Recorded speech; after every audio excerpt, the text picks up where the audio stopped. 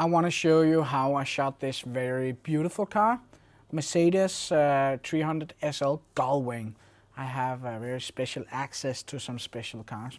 I'm normally not a car shooter, but I wanted to shoot a special portrait, and the way I started is actually everything is shot HDR, and I shot small parts of the car, like here on the front, and that is an HDR. You can see up here HDR DNG, and I have made it with flash and then ISO bracketing.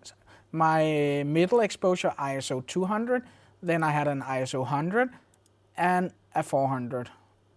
In here it's a different order, but that's basically what I did. I took 41 exposures of different parts of the car. Here the interior, here you can see different parts, because it's a very reflecting car.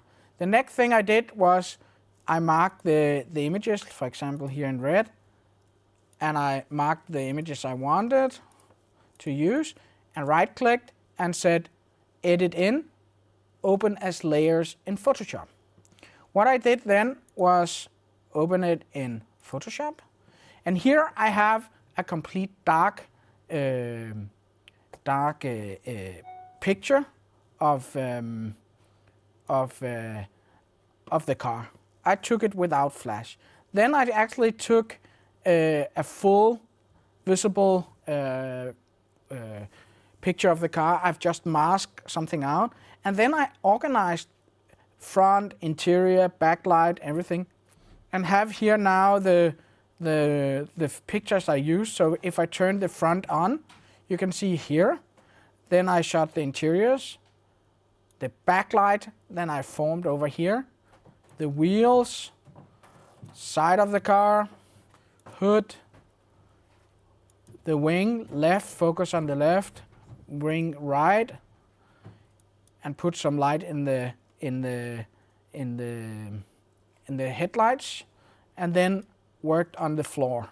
So now I basically had the pictures I wanted. The way I did it, and the easiest way, is actually if you have a base image and the next layer you put on, for example this one, use the lighten blend mode.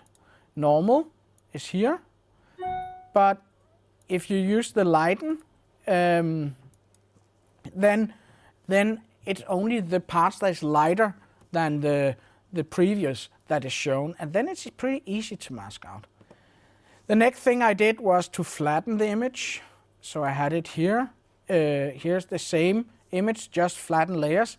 And I started to do some retouch on it. It has some reflections and so on.